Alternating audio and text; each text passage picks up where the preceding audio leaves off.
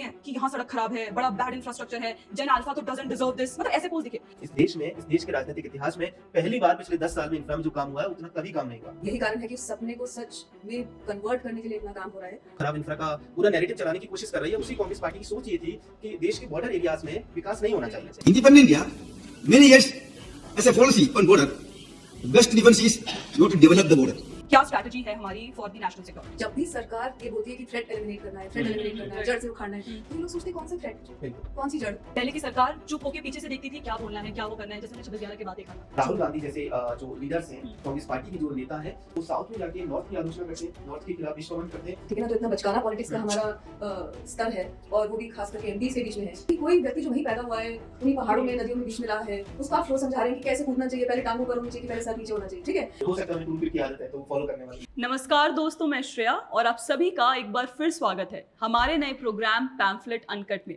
देखिए, दिन भर की खबरें तो आप हमारे चैनल पर अलग अलग वीडियोस में देखते ही हैं, लेकिन ये पैम्फलेट अनकट में होगी अनकट और अनफिल्टर्ड बातें, फेक न्यूज और उन सनसनीखेज खबरों पर जहां मल्टीपल आर्गुमेंट्स को समझना देखिए जरूरी हो जाता है। और इस डिस्कशन के मेन स्पीकर्स हैं हमारी टीम के सीनियर जर्नलिस्ट सुमति महर्षि और चमन मिश्रा। लेकिन हाँ, चर्चा शुरू करने से पहले हमारे चैनल को सब्सक्राइब जरूर कर लीजिए, शो को लाइक कीजिए और कमेंट करके हमें जरूर बताइएगा कि आपको हमारा ये नया प्रोग्राम कैसा लगा और किन टॉपिक्स पर आप आगे ऐसी डिस्कशंस देखना चाहेंगे। तो चलिए हम लोग शुरू करते हैं। सबसे पहले तो सर और मैम, देखिए मुझे ना एक बड़ा इंटरेस्टिंग पैटर्न दिखा आज। मैं कांग्रेस का ये ऑफिशियल सोशल मीडिया अकाउंट जो है उसे खोलकर मैं ऐसे स्क्रॉल कर रही थी, सो वहाँ पे ऐसी खबरें दिख रही हैं कि यहाँ सड़क खराब है, बड़ा बैड इंफ्रास्ट्रक्चर है, जेन अल्फा तो डजंट डिजर्व दिस, मतलब ऐसे पोस्ट दिखे। तो क्या आप लोगों को लगता है कि वाकई ये बीजेपी रूल स्टेट्स की हालत इतनी खराब है जितना ये कांग्रेस के पोस्ट हमें दिखा रहे हैं? मुझे लगता है कि जेन अल्फा जो है बिल्कुल ये डिजर्व नहीं करता है। ये एक्सप्रेसवे, ये हाईवे, जो इस तरीके के तमाम रोड्स का जो इंफ्रास्ट्रक्चर खड़ा हुआ है पिछले 10 से 12 साल में, या जो हाईवे का, पुल का, रेलवे का, फ्रेट कॉरिडोर का तमाम जो इंफ्रास्ट्रक्चर खड़ा हुआ है वो डिजर्व नहीं करता। ऐसा कांग्रेस पार्टी कह रही है, हम नहीं मानते ऐसा कि जेन अल्फा इससे डिजर्व नहीं करता, बल्कि इससे बेटर डिजर्व करता है।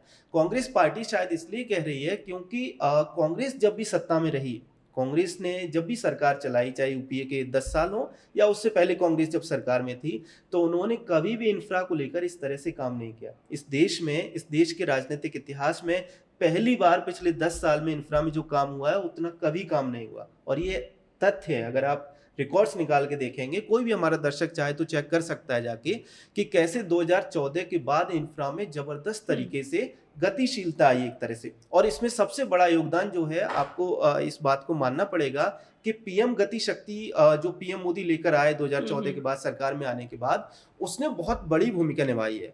क्योंकि उन्होंने अपनी खुद से, पीएम मोदी ने खुद से हर प्रोजेक्ट को मॉनिटर किया है। उसके थ्रू वो जो सॉफ्टवेयर बनाया, जो प्रोग्राम बनाया, जो एप्लीकेशन बनाया पीएम मोदी ने अपनी सरकार के साथ मिलकर, उसके थ्रू ये है कि आप देख सके हो किसी प्रोजेक्ट्स की किस स्पीड से वहाँ पे काम हो रहा है, कितना काम हो गया, कितना काम होना अभी बाकी है।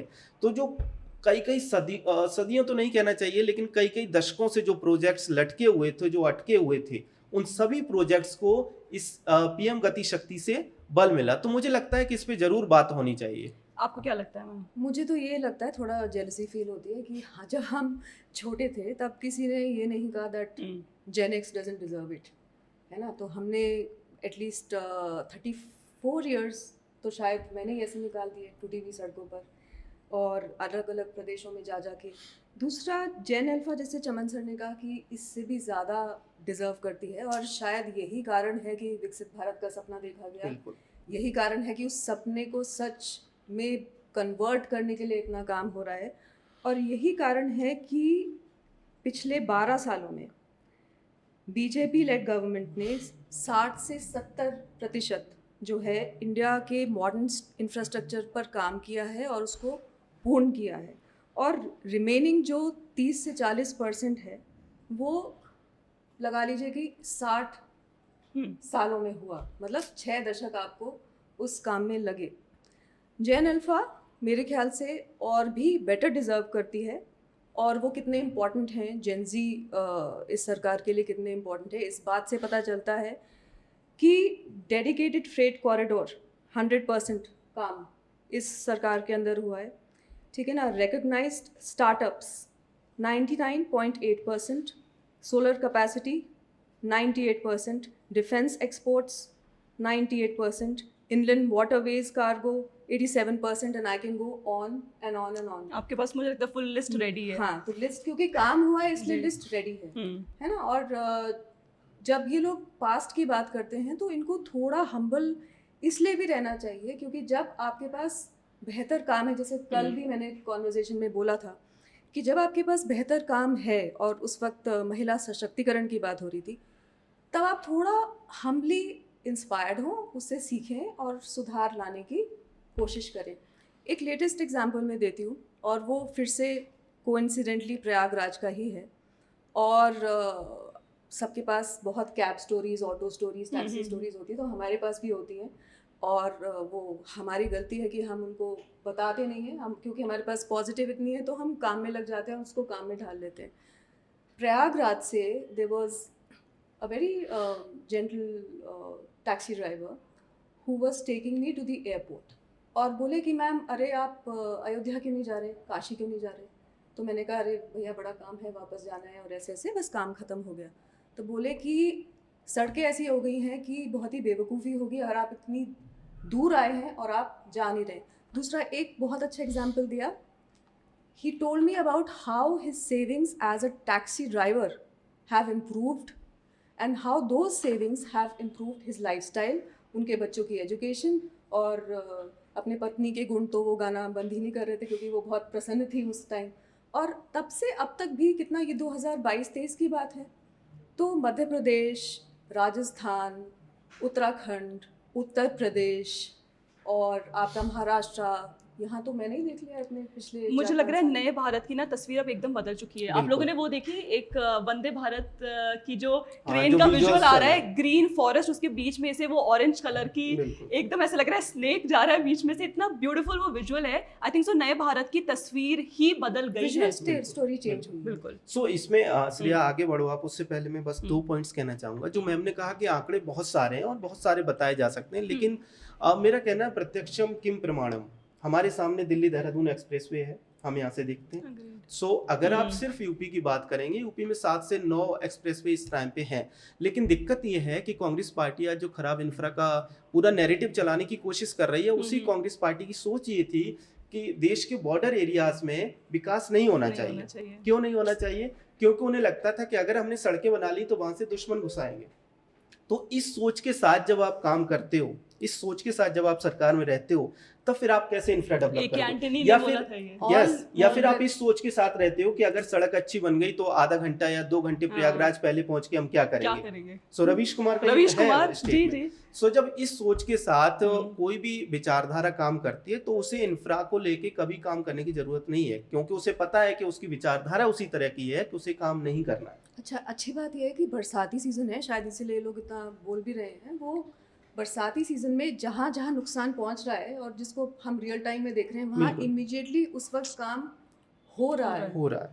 तो ये पहली बार ही देखा है हम लोगों ने। और अच्छा, दूसरी बात यह है कि जब इंफ्रा बनेगा तभी उसमें कुछ दिक्कत भी आएगी। जब इंफ्रा था ही नहीं कभी भी, तो वो कहाँ से उसमें कुछ दिक्कत आती। तो अभी हम लोग के डिस्कशन से 2 बड़े इंपॉर्टेंट वर्ड सामने आए, वो थे नेशनल सिक्योरिटी। और वो मैं इसलिए कह रही हूँ क्योंकि अभी हाल ही में ये नेशनल सिक्योरिटी स्ट्रैटेजीज कॉन्फ्रेंस 2026 हुआ है। तो वहाँ पर जो हमारे गृह मंत्री हैं अमित शाह, उन्होंने बड़ी कुछ इंपॉर्टेंट बातें कही हैं। जैसे उन्होंने इन्फिल्ट्रेशन को लेकर, टेररिज्म को लेकर, रेडिकलाइजेशन को लेकर, कुछ AI बेस्ड इंटेलिजेंस एनालिसिस पर भी बातें करी हैं। तो मैम प्लीज़ थोड़ा सा इलैबोरेट करिए और हमें बताइए कि आखिर क्या स्ट्रैटेजी है हमारी for the national security. So this is very bad news for terrorism and hence very good news for India। खास करके विकसित भारत का जो काम है, जो स्वप्न है, वो इसके बिना अधूरा है। और ये बात हम बहुत फॉर ग्रांटेड ले लेते हैं क्योंकि 2014 से पहले जो स्थिति थी टेररिज्म को लेकर, उसमें और अब में क्या फ़र्क आया है और उसके पीछे मोदी सरकार का क्या काम रहा है, फ्रेमवर्क को उन्होंने कैसे एड्रेस किया है, एंटी टेरर फ्रेमवर्क को, वो सब बातें आ जाती हैं। ये कॉन्फ्रेंस इम्पॉर्टेंट इसलिए है, एक तो इसमें आपका सारा जो टेरर इकोसिस्टम है उसको लड़ने के लिए जो 7 पिलर्स हैं हमारे प्रहार के अंडर, उन पर गहरी गोष्ठी है, गहरा विचार विमर्श किया गया है। आज खैर दूसरे दिन अभी it's ongoing as we speak. लेकिन इसमें जो एक खास बात अमित शाह जी ने की है वो ये की है कि जड़ से उखाड़ना टेररिज्म को, उसके पीछे फाइनेंस, ट्रेनिंग, कैसे वो लोग अपनी ट्रेनिंग इम्प्लीमेंट करते हैं, कहाँ से उनकी सोर्सेज हैं, रिसोर्सेज हैं, तो रूट तक जारी है ये बात। और डेमोग्राफिक मिशन पर तो काम कर ही रही है होम मिनिस्ट्री, लेकिन साथ साथ टेरर को लेकर बहुत ज़बरदस्त सीरियसनेस है। और इसमें मैक जो है वो है हमारे मल्टी एजेंसी सेंटर्स।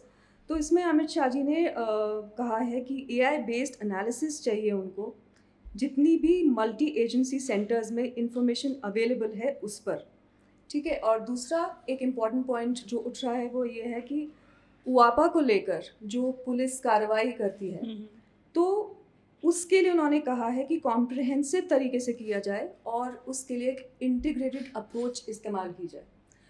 तो कहने का मतलब है कि तैयारी बहुत ज़बरदस्त है। So there are lot many things which will be discussed here and some 850 officials from across India have come and they have collected there. तो जो प्रहार का जो इसमें इम्पोर्टेंस है, first complete national counter terrorism जो हमारा एक फ्रेमवर्क है, इंफ्रास्ट्रक्चर है, वो इसमें फोकस में है। सो आई थिंक दिमागी नक्सल्स और भी परेशान होने वाले हैं, और उनके जो भी पैंतरे पिछले 2 महीने में आपने देखे, and they somehow followed strong action against LWE, left wing extremism, और उसके टेरर के खिलाफ जो भी मोदी सरकार ने ज़बरदस्त काम किया है पिछले 12 सालों में, तो उसको लेकर काफ़ी खलबली है। रेड टेरर और रेड कॉरिडोर दोनों को समेट दिया गया है। बिल्कुल विचारधारा भी बाकी है, बस फिजिकली उनको जो है बिल्कुल निष्क्रिय करने का पूरा प्लान है। बिल्कुल, इस पे मैं बस 2 पॉइंट जोड़ना चाहूँगा छोटे से। होता क्या है कि जब हम जैन जी की आज बात करते हैं और ये जो नक्सल्स हैं, CGP वाले हैं या अर्बन नक्सल्स हैं जिन्हें हम कहते हैं, वो जैन जी को लेके आगे बढ़ते हैं, तो हमें ये बात भी याद रखनी चाहिए कि जैन जी को बहुत बड़े लेवल पे ये बात नहीं पता कि 2014 से पहले कैसे इस देश में जगह जगह आतंकवादी हमले होते थे। आज उन लोगों को नहीं पता, क्योंकि 14 के बाद कश्मीर छोड़ दें हम और 1-2 अपवाद अगर छोड़ दें तो देश के अंदर ऐसे कोई बड़े आतंकी हमले नहीं हुए, कोई भी अटैक नहीं हुआ। अपवाद हो सकते हैं उसमें, हैं भी, लेकिन उस तरीके से नहीं हुए जैसे कांग्रेस के टाइम पे, यूपीए की जब सरकार थी तो उस टाइम पे back to back bomb blast होते थे, आतंकी हमले होते थे, वो सब नहीं हुआ 14 के बाद। तो इसमें सरकार की जो पूरी और ये माना भी जाता है कि बीजेपी की सरकारें जब भी आती हैं तो राष्ट्रीय स्तर की जो राष्ट्रीय सुरक्षा होती है, नेशनल सिक्योरिटी जो होती है, वो अपने आप मजबूत हो जाती है। और वही हुआ भी है 14 के बाद। लगातार हमने देखा कि हमले रुके, आतंकवादी हमले रुके और तमाम चीजें हुई हैं, जैसा मैं हमने बताया, कभी नक्सलियों का सफाया हुआ। और अर्बन नक्सली इस बात से सबसे ज्यादा घबराते हैं कि क्यों सरकार इतना ज्यादा सख्त होती है, और यही कारण है कि ये पूरे जो लोग बार बार निकल रहे हैं अपने अपने दड़बों से, जो निकल के बाहर आ रहे हैं, उसके पीछे रीजन यही है कि सरकार सख्त है इन लोगों को लेकर, इन एक्टिविटीज को लेकर। और मुझे लग रहा है सख्त भी है, साथ में सरकार अपफ्रंट होके काम भी कर रही है। बिल्कुल। दूसरी बात पता क्या श्रेया, बहुत ही इंटरेस्टिंग एक बात है चमन सर, श्रेया, कि जब भी सरकार ये बोलती है कि थ्रेट एलिमिनेट करना है, जड़ से उखाड़ना है, तो ये लोग सोचते हैं कौन सा थ्रेट, बिल्कुल कौन सी जड़। तो इन्होंने क्योंकि वो देखा नहीं है, एग्जैक्टली, तो इनको लगता है कि सरकार अच्छा कोई कॉन्स्पिरेसी आज दिक्कत आज होता ही है कि कुछ भी होने से पहले ही उसे रोक दिया जाता है। कुछ भी, और ये बात गृह मंत्री अमित शाह ने भी अपने ट्वीट में लिखा है कि हम कुछ भी होने से पहले ही उसे दबोच लेते हैं, खत्म कर देते हैं। ये इस कॉन्फ्रेंस का फोकस है, बिल्कुल, कि थ्रेट को एलिमिनेट करें इससे पहले कि वो बड़ा बने, और बड़ा बन ये तो छोड़िए, before you have to nip it in the bud. तो कहते हैं कि जो उसकी शुरुआती स्टेज है उसी में उसको उखाड़। तो ये इन लोगों के लिए तो बहुत चिंताजनक बात है बेसिकली। एक्चुअली बात यही है, टेररिज्म के केसेस पहले भी होते थे, अब भी होते थे, लेकिन difference is in the way the government is working. पहले की सरकार चुप होके पीछे से देखती थी क्या बोलना है, क्या वो करना है, जैसे हमने 26/11 के बाद देखा था, एक्शंस, नो एक्शन। और अब उसमें बहुत बड़ी गिरावट आ गई, जो देश के अंदर जो आतंकवादी हमले होते थे उसमें बहुत बड़ी गिरावट आई है। और ये बात हमारे देश की जो युवा पीढ़ी है, जो युवा लोग हैं, जो जैन जी हैं, उन्हें ये बात समझनी चाहिए कि पहले होता था कि आप स्कूल जा रहे हो तो स्कूल में बॉम्ब ब्लास्ट हो गया। आप मंदिर गए, मंदिर में बॉम्ब ब्लास्ट हो गया। आप मार्केट में गए, आप ट्रेन में गए, आप बस में गए, आप कहीं भी खड़े हो, कुछ पता नहीं होता था कि आप जब घर से बाहर निकल रहे हो तब कहाँ पे ब्लास्ट हो जाएगा, कहाँ पे आप मर जाओगे, आपके घर वाले, आपके जानने वाले वापस शाम को आएंगे या नहीं आएंगे, ये नहीं पता होता था। ऐसी स्थिति इस देश में थी और इस बात को समझना पड़ेगा कि पिछले 10-11 साल में वो परिस्थितियां बदली हैं। चाहे प्रधानमंत्री हो, चाहे हमारे गृह मंत्री हो, आई थिंक सो उन्होंने हर प्लेटफॉर्म पे, हर कॉन्फ्रेंस पे, हर इंटरनेशनल फोरम पे बहुत क्लियरली ये चीज बोली है, no to terrorism and we will not tolerate any such thing. Tolerance का जो लास्ट है, हम अगले में जाएं इससे पहले मैं बता दूं कि स्टेट को स्पेसिफिक डायरेक्शंस दिए हैं, तो ये भी एक बहुत खास बात हुई है। और इसको LWE के खिलाफ फाइट में भी देखा गया था कि स्टेट्स को कैसे शामिल किया गया था LWE को नष्ट करने के लिए, तो वो यहाँ दोबारा हो रहा है टेरर के मामले में। Well definitely. और मुझे लगता है अब थोड़ा सा हम आगे बढ़ते हैं और एक बड़ी इंटरेस्टिंग फेक न्यूज़ है ये, पता नहीं, ये मुझे लगता है चमन सर बेटर बताएंगे मुझे। ये समाजवादी पार्टी के नेशनल स्पोक्स पर्सन है राजकुमार भाटी, उन्होंने बेसिकली एक इंसिडेंट बताया है, कुछ 1931 के कोई लंदन राउंड टेबल कॉन्फ्रेंस का कोई इंसिडेंट है, अंबेडकर और मदन मोहन मालवीय जी को लेकर है ये। कुछ हाथ से पानी पी लीजिए वाला इंसिडेंट है, सेपरेट इलेक्टोरेट्स की बात है, हम स्क्रीन्स पर वो स्क्रीनशॉट लगा देंगे। सर ये क्या मतलब वाकई में कुछ ऐसा इंसिडेंट लंदन में हुआ था या भ्रामक खबर है, आखिर है क्या इसके पीछे? मैं आपको बताता हूँ। होता क्या है कि पिछले कुछ सालों में समाजवादी पार्टी हो, कांग्रेस हो, या फिर इनका पूरा इंडी गठबंधन का जो समूह है, जो इकोसिस्टम है, उसने एक तरीका निकाला है। तरीका ये है कि आप फेक न्यूज़ फैलाओ, ठीक, और फेक न्यूज़ फैलाने के बाद अगर आपकी फेक न्यूज़ पकड़ी जाती है, एजेंसी या फिर जो पुलिस है वो कार्रवाई करती है, तो उसे डिलीट कर दो। लेकिन उससे हुआ क्या कि वो जितनी देर फेक न्यूज़ ऑनलाइन रही, जितने लोगों ने उसे पढ़ा, उन पे उसका इम्पैक्ट गया, जितने लोगों ने देखा उस पे इम्पैक्ट गया। कई बार ये लोग क्या करते हैं, इन्हें पता होता है कि ये गलत है, ये फेक है, ये भ्रामक है, ये प्रोपेगेंडा है, फिर भी जान के, वो तथ्य नहीं है, फिर भी वो लोग शेयर करते हैं। और राजकुमार भाटी के केस में यही हुआ है। जब हम राजकुमार भाटी की बात करते हैं तो दर्शकों को भी पता रहना चाहिए कि यूपी का चुनाव आने वाला है और यूपी का चुनाव बहुत बड़ा चुनाव होता है, इसलिए हर बात समाजवादी पार्टी की तरफ से जो भी कहा जा रहा है उसको बहुत ध्यान से समझना चाहिए। राजकुमार भाटी ने एक न्यूज शेयर की अपने ट्विटर हैंडल पे। न्यूज क्या, उसने एक लेख जैसा शेयर किया है। उसने लिखा है कि 1931 का जो गोलमेज सम्मेलन था, जो सेपरेट इलेक्टोरल को लेके हो रहा था, जिसमें गांधी जी, डॉक्टर अंबेडकर और पंडित मदन मोहन मालवीय गए हुए थे, तो राजकुमार भाटी ने लिखा है कि वहां एक वाकया हुआ कि जब मालवीय जी ने कहा कि डॉक्टर अंबेडकर तो हमारे भाई जैसे हैं, तो अंबेडकर खड़े हुए, उन्होंने बोतल से पानी लिया, एक गिलास में पानी डाला और उस गिलास को मालवीय जी को दिया कि आप इसे पानी को पीजिए, और मालवीय जी ने पानी पीने से मना कर दिया। इसलिए मना कर दिया, ऐसा डॉक्टर ये भाटी कहना चाहते हैं, इसलिए मना कर दिया क्योंकि डॉक्टर अंबेडकर दलित थे या उस नीचे जाति समूह से थे, जैसा कि दावा करते हैं। सो अब भाटी इस तरीके से कहना चाहते हैं अपने ट्वीट में कि मदन मोहन मालवीय ने, उनके अंदर भी जातिगत चीजें थी, इसलिए उन्होंने पानी नहीं पिया। अब आप बताइए कि जब डॉक्टर अंबेडकर के लेवल का, जब गांधी जी बैठे, जब एक कॉन्फ्रेंस चल रही है जिसमें मदन मोहन मालवीय जैसा व्यक्तित्व बैठा है, क्या वो इस तरह की चीजें करेंगे कि वो एक गिलास में पानी डाल के उन्हें दें और वो पानी पीने से मना कर दें? ये सब चीजें राजकुमार भाटी जैसे लोग कर सकते हैं, डॉक्टर अंबेडकर या वो लोग नहीं कर सकते, पहली बात। दूसरी, गोलमेज सम्मेलन जो 1931 का है, उसका पूरी प्रोसेस में वहां पे क्या हुआ, किसने क्या कहा, किसने क्या नहीं कहा, डॉक्टर अंबेडकर ने क्या कहा, महात्मा गांधी ने क्या कहा, मदन मोहन मालवीय ने क्या कहा, वो हमने पूरा लिंक डिस्क्रिप्शन में दे दिया है PDF में। आप चाहे जो भी हमारे दर्शक हैं वो देख सकते हैं। ऐसा कोई वाक्य कभी नहीं हुआ उस कॉन्फ्रेंस में। मतलब ये पूरी तरह से फेक न्यूज है, और ये फेक न्यूज इसीलिए क्रिएट की जाती है जिससे कि हिंदुओं के अंदर जातिगत भेदभाव वाली जो खाई है उसे और ज्यादा बढ़ाया जा सके, कि देखो डॉक्टर अंबेडकर के साथ तो ये हुआ था, तो वो खाई और बढ़ाने की कोशिश है। और इस तरह के तमाम नैरेटिव जो वामपंथी हैं वो चलाते रहे हैं। मैं आपको एक छोटा सा किस्सा सुनाऊंगा, फिर हम आगे बढ़ते हैं।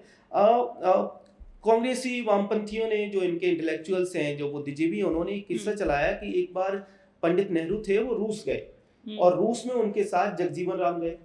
तो कहा यह जाता है कि जगजीवन राम ने, वहां एक चांदी की चम्मच थी, वो उनकी जेब में आ गई। अब जेब में अपनी आप आ गई कि उन्होंने उठा के रख ली, क्या हुआ कुछ नहीं पता, लेकिन ये कहा जाता है कि पंडित नेहरू ने जगजीवन राम से वो चम्मच निकलवा के टेबल पे रखवा दी। अब देखिए, इसमें बहुत नॉर्मल दिखेगा कि सही बात है, चम्मच रख गई होगी, लेकिन इसके थ्रू पंडित नेहरू को हीरो बनाने का प्रयास है कि नेहरू जी कितने महान थे कि वहां पे जब जगजीवन राम की उसमें जेब में चम्मच थी तो वो चम्मच भी उन्होंने वहां रखवा दी। और याद रखिए कि जगजीवन राम दलित थे।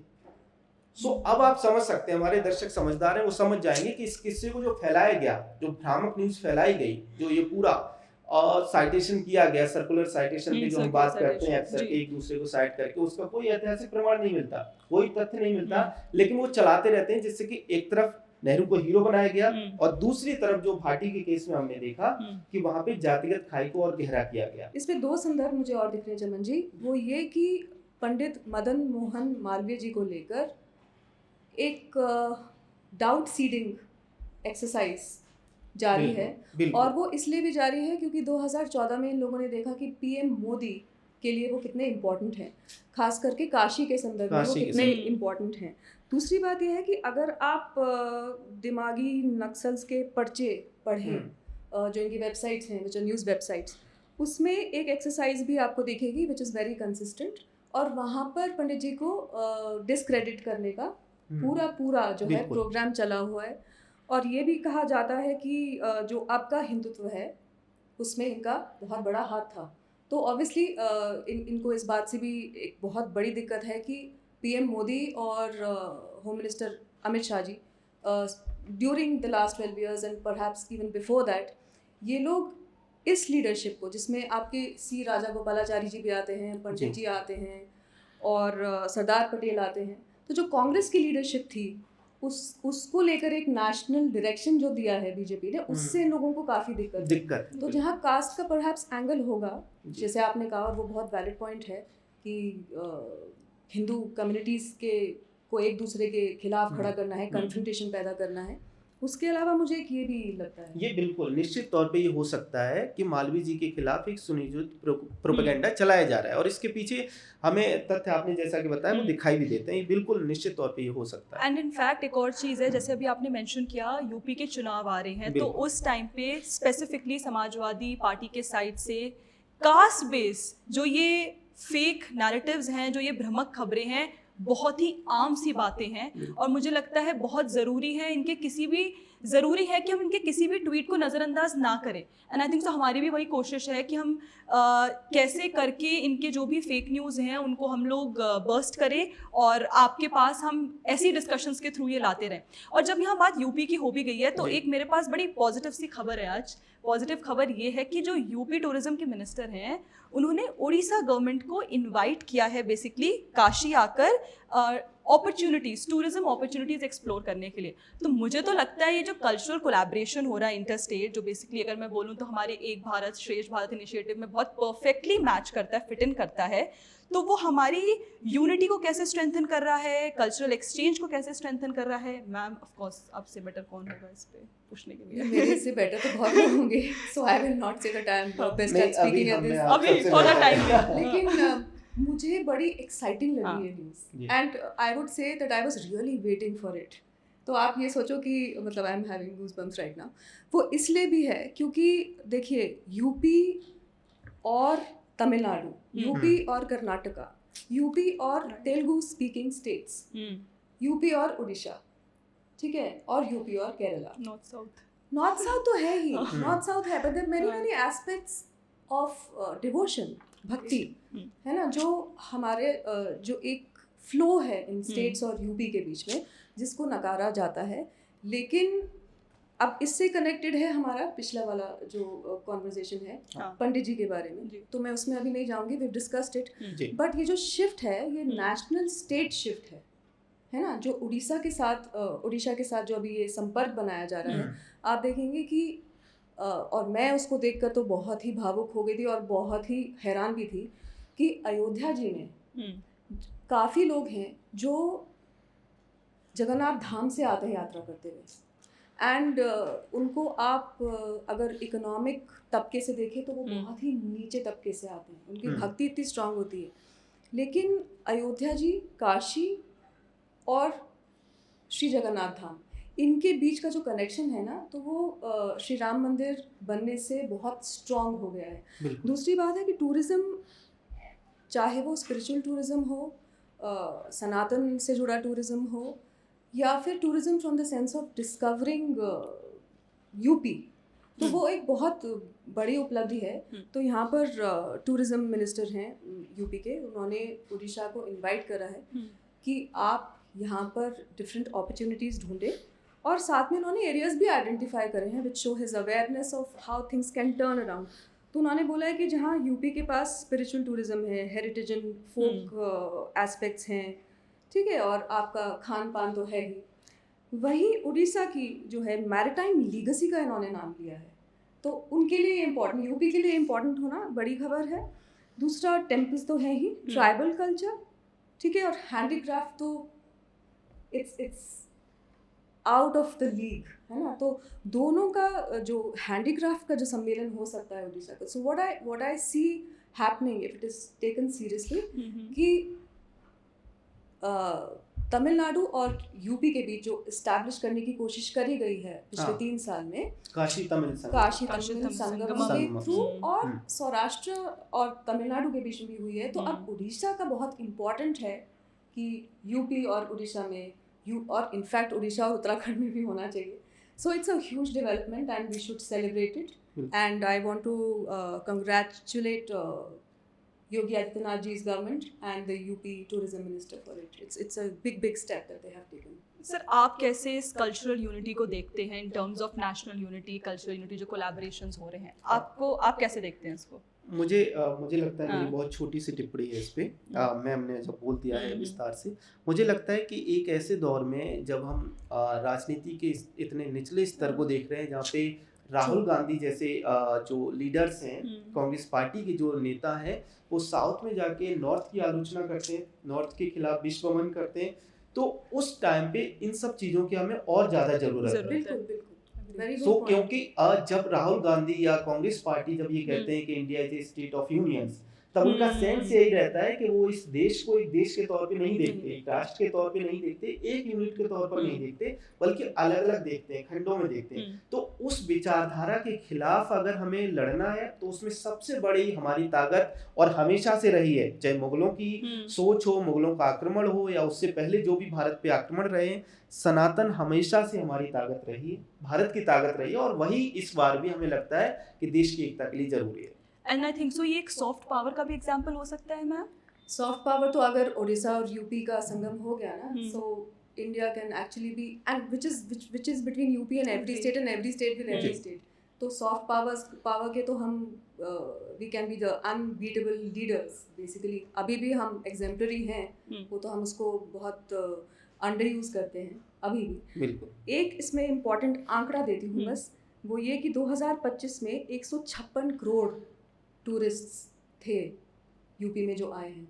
तो बेसिकली जो आंकड़े हैं 2022 से लेकर 2026 तक, वो बहुत ज़बरदस्त आंकड़े हैं यूपी के। तो ये हम ये भी, और उसमें काशी, मथुरा, अयोध्या जी, ये 3 का जो एक्सेस है, बहुत बड़ी इसकी इम्पोर्टेंस है। सारनाथ को लेकर भी बहुत एक्साइटमेंट है, और स्पेशली ये यूपी उड़ीसा कनेक्शन को लेकर। एंड आई थिंक सो यही हमने ट्रांसफॉर्मेशन देखा है कि एक तरफ जहाँ पे ऐसा इकोसिस्टम है कांग्रेस का जो नॉर्थ साउथ डिवाइड और इन सब चीज़ों की बात करता है, फिजिकल यूनिटी भी की भी बात नहीं करता है, वो कल्चरल तो छोड़िए आप, वहीं पे कुछ स्टेप्स ऐसे हो रहे हैं जो एक जो आपने बात करी सर सनातन यूनिटी वाली, सनातन को मिलाने, कैसे वो हमेशा से हमारे अंदर रहा है, लेकिन कभी भी उसकी बात किसी ने नहीं करी है। तो आई थिंक सो एक बहुत इंपॉर्टेंट स्टेप है। और इसी पे आगे बढ़ते हुए एक लास्ट चीज़ जो मुझे बड़ी इंटरेस्टिंग सी न्यूज़ दिखी है, वो कुछ हमारे राहुल गांधी से ही रिलेटेड है। बात ये है कि आजकल ना किरण रिजिजू जी बड़े चर्चा में चल रहे हैं। कल भी आप लोगों ने डिस्कशन में बात करी थी, उनके लोगों को जेलस कर रहे हैं। हाँ, बहुत जेलस कर रहे हैं, मैं बताती हूँ क्यों जेलस। तो अभी कल तो जैसे आप लोगों ने डिस्कशन किया था उनके आर्टिकल को लेके, उन्होंने बेसिकली जो हमारे पार्लियामेंट डिसरप्शन पे उन्होंने जो आर्टिकल लिखा था उस पे कल डिस्कशन हो गया था। पर एक बड़ा इंटरेस्टिंग चीज़ है जो मुझे दिखी है, उन्होंने ना एक वीडियो पोस्ट करी, अरुणाचल की एक नदी में वो स्विमिंग कर रहे हैं, ठीक है, स्विमिंग ही तो कर रहे थे, अपनी जगह में कर रहे थे। अब इसमें क्या हो गया, ये जो कांग्रेस टूल किट है, साथ में उनके मन पसंदीदा पत्रकार जैसे अभिसार शर्मा जी भी हैं, अच्छा, उन्होंने भी करा है ट्वीट। तो उन लोग को बड़ी जेलसी सी होगी, वो कह रहे हैं अरे यार ये तो राहुल गांधी की कॉपी कर रहे हैं, ये तो कॉपी पेस्ट हो रहा है ये। तो उसको लेके बड़ा आउटरेज सा हो गया है। And Kiran Rijiju is being attacked by this ecosystem just because उन्होंने अरुणाचल में एक नदी में स्विमिंग कर ली, just because he can swim in the state he has Yes. Been brought up where he spent his entire life, जहाँ की नदियों में उछल कूद करते हुए वो बड़े हो गए हैं, जहाँ के ज़मीनी ब्यूटी को, हेरिटेज को देखते देखते वो पॉलिटिक्स में आ गए हैं, and then he is doing big things. So obviously इतना तो बनता है जेलस होना। क्या लग रहा है ये जेन्युइनली कोई पॉलिटिकल क्रिटिसिज्म है या फिर क्या करना नहीं, मुझे चाहते हैं? लगता है कि किरण रिजिजू जी को प्रधानमंत्री नहीं बन सकते। इसलिए नहीं बन सकते क्योंकि उन्हें राहुल गांधी की तरह तैरना भी नहीं आता। अब प्रधानमंत्री बनने के लिए कांग्रेस की जो आर्ताएं हैं वो एकदम फिक्स हैं कि आपको तैरना आना चाहिए, आपको गन्ना खाना आना चाहिए, आपको ट्रक में बैठ के जाना चाहिए, आलू से सोना निकालना आना चाहिए। इस पे मैं कुछ नहीं कहूंगा, लेकिन आपको धान लगाना आना चाहिए, तो आपकी एकदम बॉडी बिल्डर आप होनी चाहिए, जिम में जाना चाहिए, कराटे आना चाहिए, टी शर्ट पहननी चाहिए आपको। तो ये जो सब आर्ताएं कांग्रेस पार्टी ने अपने शहजादे के लिए बना रखी हैं, अगर उन आर्ताओं को देखें तब तो किरण जी कभी शायद प्रधानमंत्री कांग्रेस पार्टी के अनुसार ना बन पाए। खैर उसकी बात नहीं है, लेकिन मेरा पॉइंट इससे कुछ अलग है।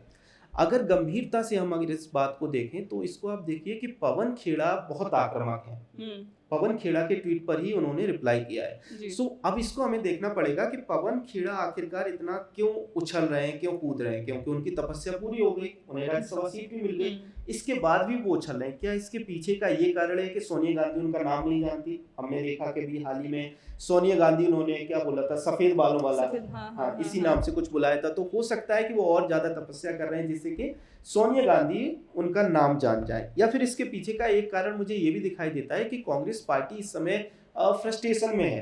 दरअसल उसके पीछे रीजन ये हो सकता है कि कांग्रेस के जो चाटुकार हैं, जो पूरी लॉबी है, उन्होंने तो ये नैरेटिव बना रखा है कि कांग्रेस का अपर हैंड है इस समय नैरेटिव में, लेकिन वास्तव में कांग्रेस पार्टी ये जानती है कि वो चुनावों में अगर गए, इस टाइम पे भी गए, तो वो कहीं नहीं रुकेंगे।